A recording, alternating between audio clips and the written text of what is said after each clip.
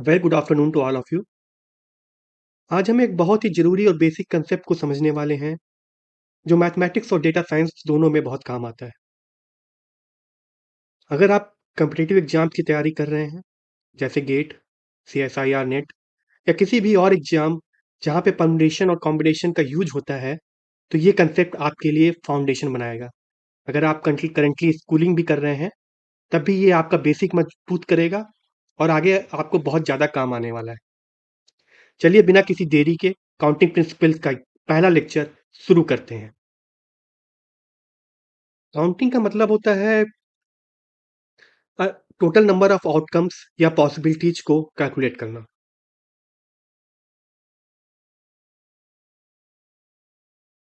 बिना उनको लिस्ट किए हुए। अगर हमें किसी सिचुएशन में अलग अलग तरीके या कॉम्बिनेशन को काउंट करना हो, तो काउंटिंग प्रिंसिपल्स हमारे काम आते हैं।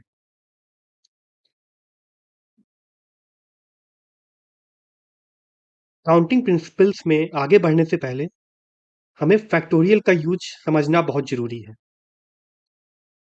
फैक्टोरियल एक बेसिक कंसेप्ट है, लेकिन इसका यूज करने के बिना कोई प्रॉब्लम सॉल्व करना मुश्किल हो जाता है। फैक्टोरियल को समझने के लिए अगर हम एक रियल लाइफ एग्जांपल देखें, मान लीजिए ये एक कोन है आइसक्रीम की, और मेरे पास तीन डिफरेंट फ्लेवर्स की आइसक्रीम के ऑप्शन हैं।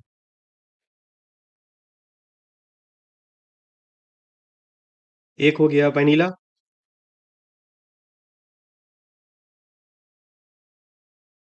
Chocolate and mango. और मुझसे कहा जाता है कि मुझे इस कोन के ऊपर इन आइसक्रीम्स को स्टैक करना है। ठीक है, तो मैं क्या करूंगा, मैंने वनीला रख दिया, वनीला के ऊपर मैंने चॉकलेट स्टैक कर दिया, और उसके ऊपर मैंने मैंगो स्टैक कर दिया। तो ये मैं एक ही कोन के ऊपर तीन डिफरेंट कॉम्बिनेशन स्टैक करता जा रहा हूँ, और यही आगे चल के हमें ये बताएगा कि मैं कितने डिफरेंट कॉम्बिनेशन स्टैक कर सकता हूँ, और उसकी वैल्यू जो होगी वो 3 फैक्टोरियल के बराबर होगी, विच इज इक्वल टू 6। एक और रियल एग्जाम्पल देखते हैं, पासवर्ड और पिन जनरेट करना।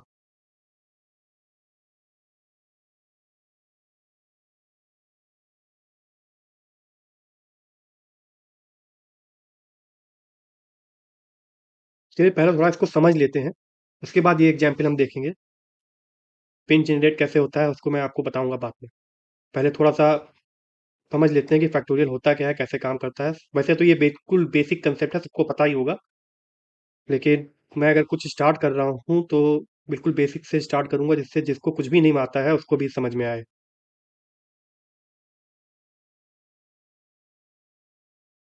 तो फैक्टोरियल किसी भी पॉजिटिव इंटीजर एन का होता है। ठीक है, किसी भी पॉजिटिव इंटीजर एन का होता है, और इसको हम एन फैक्टोरियल से डिनोट करते हैं। ये जो है लिखा हुआ है, ये एक ऑपरेटर है जो फैक्टोरियल को डिनोट करता है।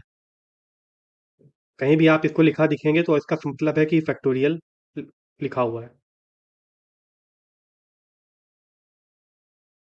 तो अगर हमें एन फैक्टोरियल फाइंड आउट करना है, तो उसकी वैल्यू क्या हो जाएगी, n into n minus one into n minus two up to one.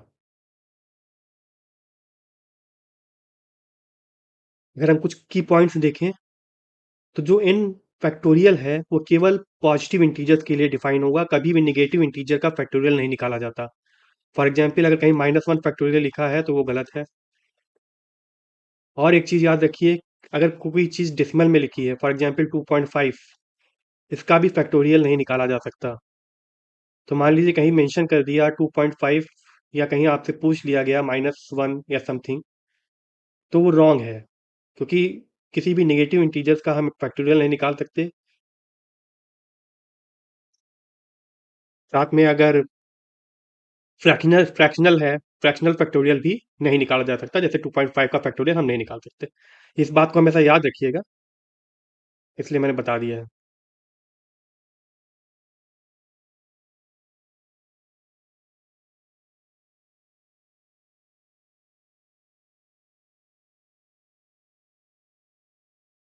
अगर हम एग्जाम्पल देखें जो हमने अभी फॉर्मूला डिस्कस किया था, उसके अकॉर्डिंगली अगर हमको 5 फैक्टोरियल कैलकुलेट करना हो तो 5 फैक्टोरियल की वैल्यू क्या हो जाएगी। ये मैंने पीपीटी के थ्रू इसलिए पढ़ा रहा हूँ जिससे टाइम कम लगे, नहीं तो मुझे एक एक चीज़ लिखनी पड़ेगी। ये पीपीटी मेरे ही द्वारा बनाया गया है और मैंने इसको इसलिए बनाया है जिससे लेक्चर में कम से कम टाइम लिखना पड़े और कम टाइम लगे। आप मेरी कुछ सुनिएगा, मेरी बातें सुनने से ही आपकी बहुत सारी चीज़ें क्लियर हो जाएंगी। तो 5 फैक्टोरियल क्या होता है? 5 इंटू 4 इंटू 3 इंटू 2 इंटू 1। बहुत ही बेसिक है, लेकिन इसलिए बता रहा हूँ जिससे आपको आगे किसी तरह की दिक्कत ना हो और बहुत सारे लोगों को जिनको इसके बारे में नॉलेज नहीं है उनको समझ में आए। और इसको पाइथन में कैसे यूज करते हैं, कैसे कोडिंग में यूज किया जाता है, वो भी मैं आगे आपको सिखाऊंगा at the time of programming in machine learning. Okay, ने सारी वैल्यूज देख ली होंगी। आपको यहाँ पे कुछ ऑब्जर्व करना है कि एक्चुअली जो वैल्यूज हैं, 5 फैक्टोरियल की वैल्यू 120 है,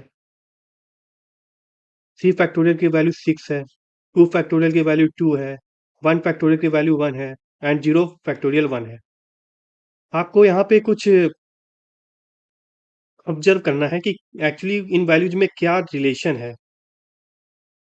अगर आप इसको ऑब्जर्व कर सकते हैं तो 2 मिनट के लिए आप वीडियो को रोक सकते हैं और उसके बाद दोबारा स्टार्ट कर सकते हैं, अगर आप खुद से ऑब्जर्व करना चाहते हैं।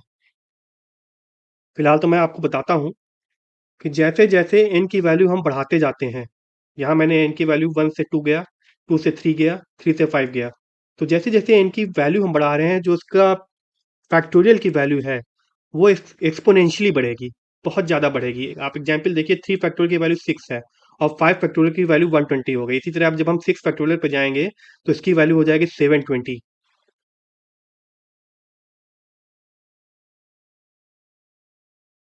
तो आप ये देख रहे हैं कि जैसे जैसे इनकी वैल्यू बढ़ती है, उसकी जो फैक्टोरियल की वैल्यू है वो एक्सपोनेंशियली बढ़ती है। ये एक ऑब्जर्वेशन था जो मैंने आपको याद रखिएगा इसे। फैक्टोरियल को हम रिकर्सिव प्रॉपर्टी के जरिए भी समझ सकते हैं। रिकर्सिव प्रॉपर्टी का मतलब हो गया कि एक फैक्टोरियल को दूसरे फैक्टोरियल के टर्म्स में लिखना।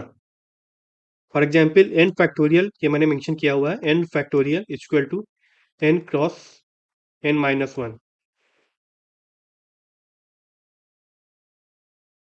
तो अगर हमें 5 फैक्टोरियल लिखना है, ये नीचे आप एग्जाम्पल देख पा रहे होंगे, तो 5 इंटू 4 फैक्टोरियल। तो यहाँ पे हम क्या कर रहे हैं कि एक फैक्टोरियल को 5 फैक्टोरियल को 4 फैक्टोरियल के टर्म्स में मेंशन कर रहे हैं।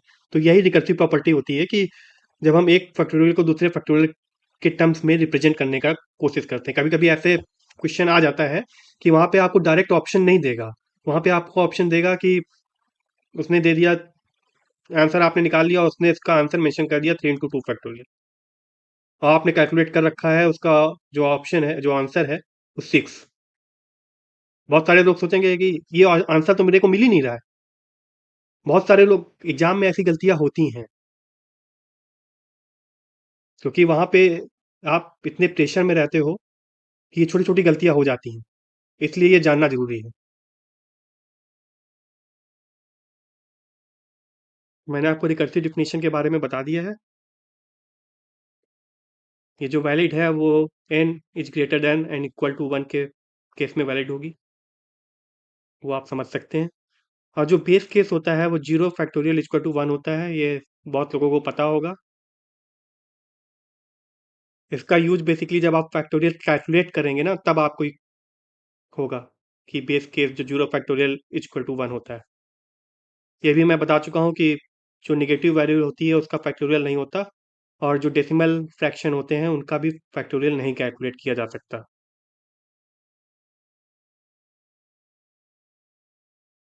ये कुछ मैथमेटिक्स रूल्स हैं, इनको बस याद रखिएगा, बहुत लोगों को पता नहीं होता, इसलिए मैंने यहाँ पे मेंशन कर दिया है कि अगर दो डिजिट्स हैं हमारे पास, जैसे मान लीजिए 2 है और 3 है, तो 2 plus 3 factorial is not equal to 2 factorial plus 3 factorial. और यहाँ पे माई कि अगर सब्ट्रैक्शन भी होगा तब भी ये वैलिड नहीं होगा, मल्टीप्लिकेशन होगा तब भी वैलिड नहीं होगा। ये दोनों वैल्यूज और सब डिफरेंट होंगी। अगर आप देखें तो ये 5 फैक्टोरियल है, और ये 2 फैक्टोरियल 2 होता है, और 3 फैक्टोरियल 6 होता है, और ये वैल्यू हो गई 120। 120 इज नॉट इक्वल टू 8। यही यहाँ पे मेंशन किया हुआ है। बस याद रखिएगा, मे बी कहीं आपसे पूछ लिया जाए या कहीं पे यूज हो जाए, इसलिए पता है। जब मैं फैक्टोरियल बता ही रहा हूँ तो मैं सब कुछ यहाँ पे मेंशन कर देना चाहता हूँ। अब हम काउंटिंग प्रिंसिपल्स के बारे में बात करते हैं। सो काउंटिंग प्रिंसिपल बेसिकली हमें यह बताते हैं कि कोई भी टास्क को कितने डिफरेंट तरीके से किया जा सकता है, या हमारे पास कुछ आइटम्स हैं उनको कितने डिफरेंट तरीके से अरेंज किया जा सकता है।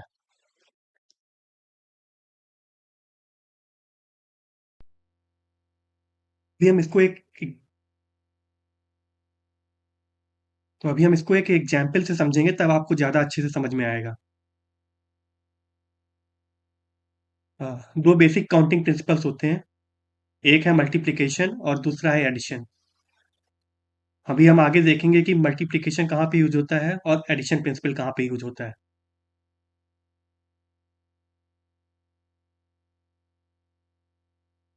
मल्टीप्लिकेशन प्रिंसिपल क्या कहता है कि अगर एक टास्क को कंप्लीट करने के लिए मल्टीपल स्टेजेस हैं, और पहला स्टेप इन वन वेज में किया जा सकता है, दूसरा स्टेप इन टू वेज में किया जा सकता है, और तीसरा स्टेप इन थ्री वेज में किया जा सकता है। So total number of ways कितने हो जाएंगे, मल्टीप्लिकेशन करेंगे यहाँ पे हम डिफरेंट वेज का, और ये इसी को हम फंडामेंटल काउंटिंग प्रिंसिपल कहते हैं। अभी इसका एग्जाम्पल देखते हैं, तब ज़्यादा अच्छे से क्लियर होगा। अभी तो ये आपको बहुत आसान लग रहा होगा, अभी मैं जब प्रॉब्लम्स में जाऊंगा, क्वेश्चंस में जाऊंगा, एग्जाम्पल में जाऊंगा ना, तो आपको समझ में आएगा कि ऐसे क्वेश्चन भी पूछे जाते हैं, और हम लोग उसमें बहुत ही ज़्यादा तिकड़म लगाने की कोशिश करते हैं। चलिए एक एग्जाम्पल लेते हैं। मान लीजिए मेरे पास 3 शर्ट्स हैं एंड 4 पैंट्स हैं। मेरे को इनमें से एक चूज करना है, इनमें से एक, इसमें से एक चूज करना है। तो जो मेरे पास जो शर्ट्स चूज करने के ऑप्शंस हैं वो 3 हो गए, पैंट्स चूज करने के ऑप्शन 4 हो गए। तो टोटल नंबर ऑफ आउटफिट कितनी पॉसिबल हो जाएंगी, 12 पॉसिबल हो जाएंगी ना। मतलब कि मैं इन 3 शर्ट से और 4 पैंट से 12 डिफरेंट आउटफिट्स बना सकता हूँ, 12 डिफरेंट ड्रेसेस बना सकता हूँ, और उनमें से केवल एक ही तो पहन के जाऊंगा ना। तो यहाँ पे हम बेसिकली मल्टीप्लिकेशन प्रिंसिपल का यूज कर रहे हैं। एक दूसरा रियल लाइफ एग्जाम्पल आप देखेंगे, लाइसेंस प्लेट्स। सबने लाइसेंस प्लेट्स देखी होंगी। नंबर क्या होता है, AB 1 2 3 4। इसके पहले तो सब कुछ डिफरेंट रहता है, मान लीजिए DL हो गया या MH हो गया, जो भी रहता है, उसके बाद 12 या 04। ये तो ऑलमोस्ट सबका सेम रहता है ना, स्टेट का मतलब कि सिटी का। ठीक है, उसके बाद ये चेंजेस होते हैं। एक AB स्टार्ट होगी सीरीज, फिर AC स्टार्ट होती है, फिर AD स्टार्ट होती है। और अब देखो कितने ज्यादा नंबर एक सीरीज में बनाए जा सकते हैं। ये तो मैंने यहाँ पे 3 डिजिट का एग्जाम्पल लिया है, अगर यहाँ पे मैं 4 डिजिट का एग्जाम्पल लूँ, जो यहाँ पे यूज होता है 2 लेटर फॉलोड बाय 4 डिजिट्स, तो मेरे को फर्स्ट डिजिट के लिए 26 ऑप्शन है, मेरे पास 26 लेटर्स होते हैं। दूसरे के लिए 26 ऑप्शन हैं, और 1 2 3 4, 1 के लिए 10 हो गया, 0 to 9 सेलेक्ट कर सकते हैं। 2 के लिए 10 हो गया, 3 के लिए 10 हो गया, 4 के लिए 10 हो गया, मतलब 1 की जगह 10 नंबर आ सकते हैं ना। तो टोटल पॉसिबिलिटीज कितनी हो गई,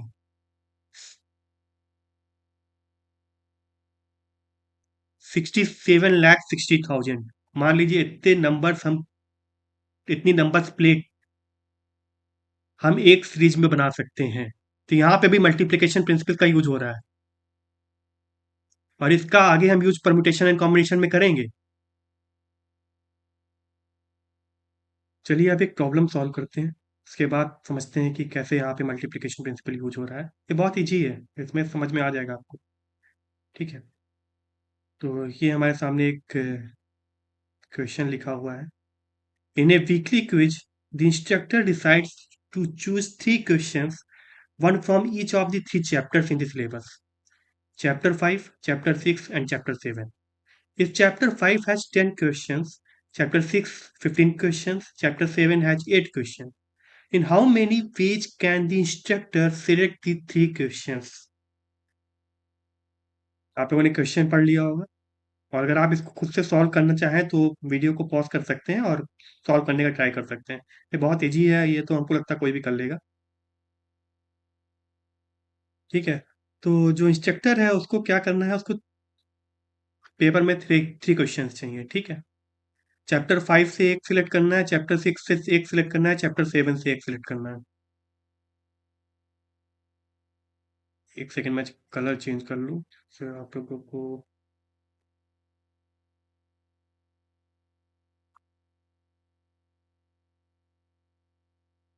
तो चैप्टर 5 में कितने हैं? 10 क्वेश्चन हैं। चैप्टर 5 में 10 है, 6 में 15 है, 7 में 8 है। सबसे एक एक सिलेक्ट करना है, 3 सिलेक्ट करने हैं। चैप्टर 5 वाले कितने हो गए? 10। फिर चैप्टर 6 में 15 क्वेश्चन है, 15 में से एक सिलेक्ट करना है। ठीक है, चैप्टर 7 में कितने हैं? 8 क्वेश्चन हैं, इसमें से हमको एक सिलेक्ट करना है। और कुछ तो कहानी भी है। 3 क्वेश्चन सिलेक्ट करने हैं, सबसे एक एक सिलेक्ट करना है। सिंपली सिलेक्ट कर लिया। कितने कितना हो जाएगा टोटल? ये 150 इंटू 8,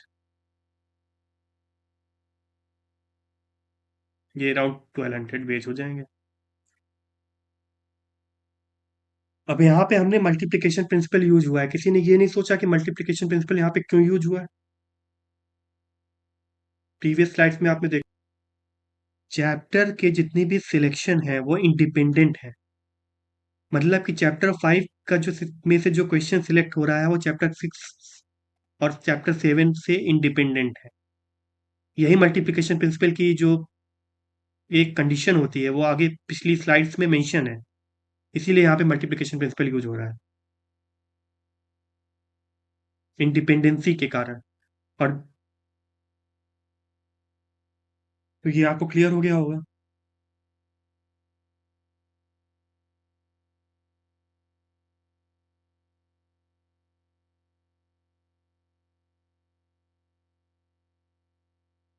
तो जो मैंने एक्सप्लेन किया है उसी को मैंने यहाँ पे लिखा हुआ है। ठीक है, चैप्टर 5 को से क्वेश्चन सिलेक्ट करने के 10 वेज हैं, चैप्टर 6 15, चैप्टर 7 8। ये तीनों एक दूसरे से इंडिपेंडेंट है। मैंने मल्टीप्लिकेशन प्रिंसिपल को यूज किया और मल्टीप्लाई कर दिया। एक और प्रॉब्लम सॉल्व करते हैं। How many 5 digits number can be formed using the digits 1 to 9 if no digit is repeated? कोई भी कोई भी डिजिट को रिपीट नहीं करना है और हमको 5 डिजिट नंबर को फॉर्म करना है। अगर आप कुछ सॉल्व करना चाहते हैं तो वीडियो को पॉज करके सॉल्व कर सकते हैं। तो 5 डिजिट्स चाहिए मेरे को। 1 2 3 4 5। यहाँ पे जो डिजिट आएगी उसको सिलेक्ट करने के कितने ऑप्शन हैं मेरे पास? मेरे पास 9 डिजिट अवेलेबल है। तो 9 डिजिट्स में से मैं कोई भी डिजिट चूज कर सकता हूँ। तो कितने ऑप्शंस हो गए? 9 चॉइसेस होंगे। ठीक है, अब 9, एक डिजिट मतलब कि फर्स्ट डिजिट मैंने चूज कर ली है। अब मेरे पास केवल 8 डिजिट बचेंगे ना, क्योंकि एक if no digit is repeated लिखा हुआ है। ठीक है, तो हमको कोई भी डिजिट रिपीट नहीं करनी। अगर यहाँ पे हमको रिपीटेड की अगर डिजिट को रिपीट करना अलाउ होता तो मैं यहाँ पे पिन 9 डिजिट सेलेक्ट कर सकता था। लेकिन यहाँ पे डिजिट रिपीट नहीं होनी है, तो यहाँ पे केवल 3 डिजिट्स बचेंगी। 8 डिजिट्स मेरे सिलेक्ट करना है मेरे को, सॉरी। तो 8 डिजिट में ही मेरे को सिलेक्ट करना है। अब मेरे पास दो डिजिट सिलेक्ट हो गई। अब मैं कितने डिजिट मेरे पास बचेगी? 7। 7 डिजिट में से मेरे को सिलेक्ट करना है। यहाँ पे मेरे को 6 डिजिट में सिलेक्ट करना है। यहाँ पे मेरे पास 5 डिजिट में सिलेक्ट करना है। और ये सब एक दूसरे से इंडिपेंडेंट हैं, तो हम इनको मल्टीप्लीकेशन रूल के थ्रू मल्टीप्लाई कर देंगे। टोटल कितना आएगा? 9 इंटू 8 इंटू 7 6 5। मल्टीप्लाई कीजिए आप लोग। ये वैल्यू आएगी अराउंड 15 120। थोड़ा सा फास्ट चलेंगे जिससे कम से कम काउंटिंग प्रिंसिपल्स हमारा कंप्लीट हो जाए। और यही यहाँ पे एक्सप्लेन किया हुआ है, आप अपने एंड से समझ सकते हैं। फर्स्ट डिजिट को सिलेक्ट करने की 9 चॉइस हो गई, 1 to 9। सेकंड डिजिट को सिलेक्ट करने के लिए हमारे पास 8 ही ऑप्शंस बचेंगे, क्योंकि मैं फर्स्ट डिजिट सिलेक्ट कर चुका हूँ, तो और रिपीटिशन अलाउ नहीं है। थर्ड डिजिट को सिलेक्ट करने की 7 चॉइसेस हो गई। फोर्थ डिजिट को 6 चॉइसेस हो गई। और फिफ्थ डिजिट को सिलेक्ट करने की 5 चॉइसेस हो गई। ये लेक्चर उनके लिए नहीं है जिनको सब कुछ आता है, ये उनके लिए भी है जिनको कुछ नहीं आता है, एटलीस्ट उनको बेसिक नॉलेज हो सके। चलिए एक और प्रॉब्लम सॉल्व करते हैं।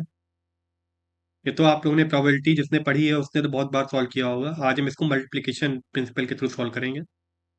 जो वो इसमें लिखा हुआ है कि a die is rolled 4 times and the outcomes are recorded. How many possible outcomes are there? जब भी हम एक डाई को रोल करते हैं तो क्या होता है कि 6 पॉसिबल आउटकम्स बनते हैं, आपको पता है। 1 2 3 4 5 एंड 6। और जब हम दूसरी बार इसको रोल करेंगे तो क्या होगा, तब भी हमारे पास 6 पॉसिबल आउटकम्स आएंगे। तो अगर हम इसको 4 टाइम्स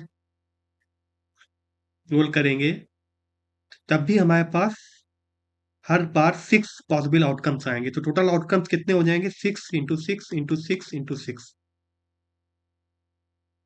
और ये वैल्यू आपकी होती है 6⁴ ये होगी 1296। और इसे ही आगे एक्सप्लेन किया हुआ है। Independency is important in multiplication rule. Independency is important. अगर इंडिपेंडेंसी नहीं है तो हम क्या यूज करेंगे वो हम आगे देखेंगे। 6 पॉसिबल आउटकम्स। पहले क्या हो चुका है उससे कोई मतलब नहीं है इसको। पहली बार हमने फेंक दिया पासा, ठीक है। और टोटल आउटकम्स 1296 हो गया। ये अगली प्रॉब्लम है। Find the number of 4 digit number in which all the digits are distinct, even and the number is divisible by 4। इसको आप सॉल्व करने का ट्राई करिएगा, मैं अगली क्लास में इसका सॉल्यूशन आपको बता दूंगा। वैसे मैंने इसको सॉल्व करके रखा हुआ है, सॉल्व है ये, लेकिन मैं चाहता हूं कि आप लोग इसको खुद से सॉल्व करें एक बार और फिर देखें कि आपसे प्रॉब्लम सॉल्व हो रही है नहीं हो रही है। ठीक है, मैं इसको डिस्कस करूंगा नेक्स्ट क्लास में जब मैं परम्यूटेशन स्टार्ट करूंगा तब। हम एडिशन प्रिंसिपल के बारे में यूज देखते हैं कि कहाँ पे इसको यूज किया जा सकता है। तो एडिशन प्रिंसिपल कहता है कि अगर एक टास्क को N1 वेज में किया जा सकता है किसी एक सिनारियो में, और N2 वेज में किया जा सकता है किसी म्यूचुअली एक्सक्लूसिव सिनेरियो में, दूसरे सिनेरियो में। और म्यूचुअली एक्सक्लूसिव का मतलब होता है कि दोनों टास्क जो हैं वो एक साथ नहीं किए जा सकते। मल्टीप्लिकेशन प्रिंसिपल में क्या हो रहा था कि दोनों साथ टास्क जो थे वो एक साथ हो रहे थे, यहाँ पे दोनों टास्क एक साथ नहीं होंगे, बस यही डिफरेंस आएगा। चलिए एग्जाम्पल एक देखते हैं इसका। मान लीजिए एक शॉप में 4 टाइप के कोन्स और 3 टाइप्स के कप्स अवेलेबल हैं, और अगर आपको एक कप या एक कोन चूज करना हो तो कितने डिफरेंट वेज पॉसिबल हैं। या तो आप कोन चूज करेंगे या तो आप कप चूज करेंगे। मत ठीक है, यहाँ पे और का ऑप्शन आ गया, कोन और कप। तो यहाँ पे हम एडिशन प्रिंसिपल यूज करेंगे, हम दोनों को ऐड करेंगे। 4 + 3 = 7। 7 डिफरेंट वेज टू ऑर्डर, मतलब कि 7 डिफरेंट वेज में हम कप या कोन और ऑर्डर कर सकते हैं। यहाँ पे दूसरा एग्जाम्पल हम देखेंगे, ये भी एक, मैं जितने भी एग्जाम्पल दिए हैं रियल लाइफ से रिलेट होते हैं।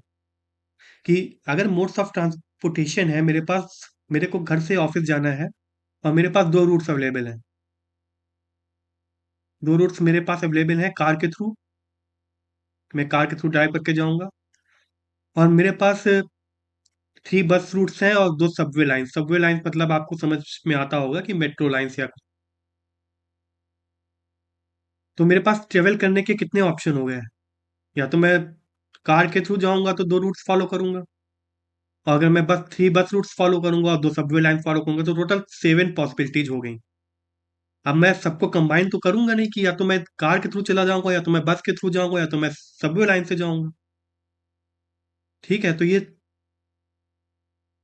तीनों काम एक साथ नहीं हो रहे हैं, मतलब कि हम जा तो एक ही जगह रहे हैं लेकिन 3 डिफरेंट वेज हैं हमारे पास सॉल्व करने के।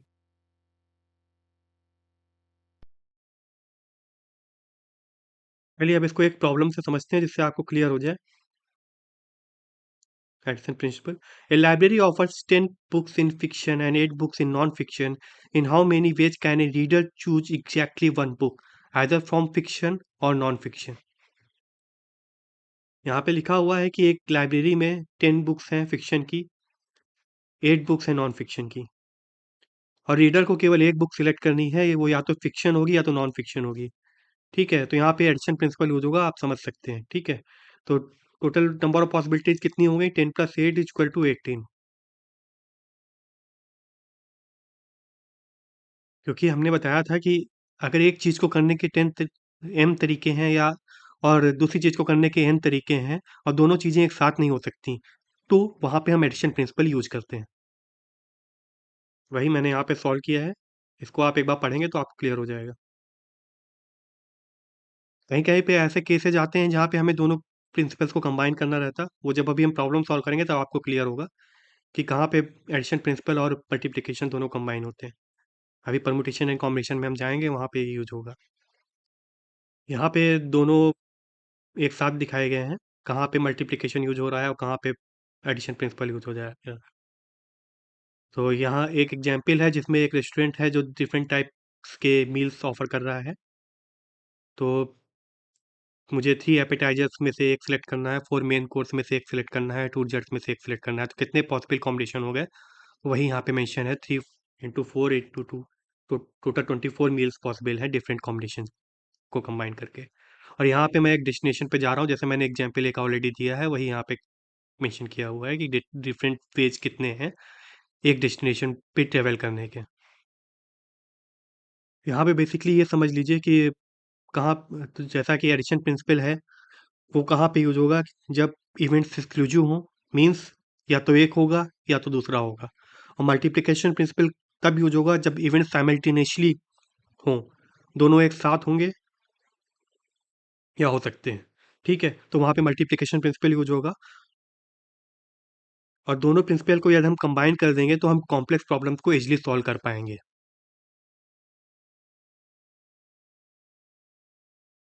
तो आज की क्लास हम यहीं तक रखेंगे। चैनल को सब्सक्राइब कर लीजिएगा। अब बहुत तेज़ी से वीडियो आएंगे, ये तो पहला लेक्चर था। आपके सिलेबस के अकॉर्डिंग मैं वीडियो जो अपलोड करता रहूँगा, जो इम्पोर्टेंट टॉपिक हैं उनके पहले करूँगा। तो आप चैनल को सब्सक्राइब कीजिए, and all the best. Thank you.